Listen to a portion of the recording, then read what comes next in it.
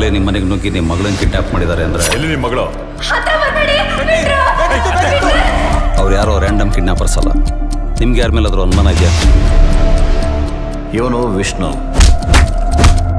ಇವನು ಕಂಠಿ. ಕೊಲೆ ಆರೋಪಿಗಳಾಗಿ special home ಸೇರ್ತಾರೆ. ಇಷ್ಟು ಚಿಕ್ಕ ಹುಡುಗರಿಗೆ ಕೆಲಸ ಒಪ್ಸಿದ್ದೀರಾ, ನಂಬೋದಾ ಸರ್ ಇವ್ರನ್ನ? ನಿಂಗೆ ಅವತ್ತೇ ಹೇಳಿದ್ದೀನಿ, ಆಗಿದ್ದಾಗೋಯ್ತು, ಅದ್ರ ಬಗ್ಗೆ ಯೋಚನೆ ಮಾಡೋದು ಬಿಟ್ಬಿಡು ಅಂತ. ಅವಳು ಯಾವುದೇ ಕಾರಣಕ್ಕೂ ಬೆಂಗಳೂರು ರೀಚ್ ಆಗಬಾರ್ದು. ಮಂಜು, ಸಿರಿ ತಪ್ಪಿಸ್ಕೊಂಡ್ಲು. ಸಿರಿ ಎಲ್ಲಿದ್ಯಾ?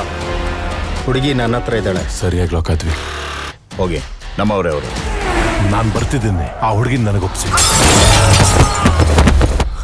ನಿಮ್ಮ ಮಗಳು ಯಾರನ್ನಾದ್ರೂ ಇಷ್ಟಪಡ್ತೀಯಾಳ? ಕ್ಲಾಸಲ್ಲಿ ಕಾನ್ಸಂಟ್ರೇಟ್ ಮಾಡ್ತಿರ್ಲಿಲ್ಲ, ಏನೋ ಡಿಸ್ಟರ್ಬ್ ಆಗಿದ್ಲು ಅಂತ ಅನ್ಸುತ್ತೆ. ಅವಳು ಏನ್ ಮಾಡ್ತಾಳೆ, ಏನ್ ನೋಡ್ತಾಳೆ, ಯಾರ ಜೊತೆ ಮಾತಾಡ್ತಾಳೆ ಅಂತ ಗಮನ ಇಡಬೇಕಿತ್ತು ನೀನು. ಹುಡುಗಿ ಸಿಕ್ಕಿದ್ಲಾ? ಎಲ್ಲ ಕರೆಕ್ಟ್ ಆಗಿತ್ತು ಸರ್. ಅಷ್ಟರಲ್ಲಿ ಯಾವನೊಬ್ಬ ಬಂದು ಸಿರಿನ್ ಕರ್ಕೊಂಡೋದ. ನನಗೆ ಯಾಕೋ ನಿಮ್ಮ ಹುಡುಗರ ಮೇಲೆ ಡೌಟ್ ಬರ್ತಿದೆ.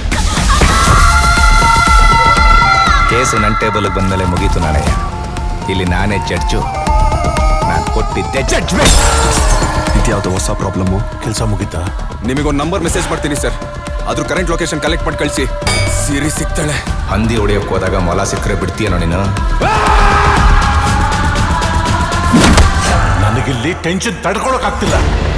ಮಿಡಿಲ್ ಏಜ್ ಹಾಗೂ ಯಂಗ್ ಪೇಷನ್ಸ್ ಬೇಕು. ಇನ್ನೂ ಎಷ್ಟು ಜನ ಸಾಯಿಸ್ಬೇಕು ಅಂತಿದ್ಯಾ? Train criminal ಸೇರ್ಬೇಕು. ನಾನು ಈ ಹುಡುಗಿನ ಹೊಡೆಯಕ್ಕೆ ಬಿಡಲ್ಲ. ಪಾಲ್ ಎರಡಾಗಿರ್ಬೋದು, ಆದರೆ ಶಿಕಾರಿ ಹೊಡೆಯೋದು ಕನ್ಫರ್ಮ್. ದೇವ್ರನ್ನೇ ನಂಬದಲ್ಲೇ ಇರೋರು ಹರಕೆ ಹೊತ್ಕೊಳ್ಳೋ ಸಾಹಸ ಮಾಡಬಾರ್ದು. ಸರ್, ಈ ಹುಡುಗಿ ಹೇಳೋ ಕತೆ ಕೇಳಿ ಸರ್.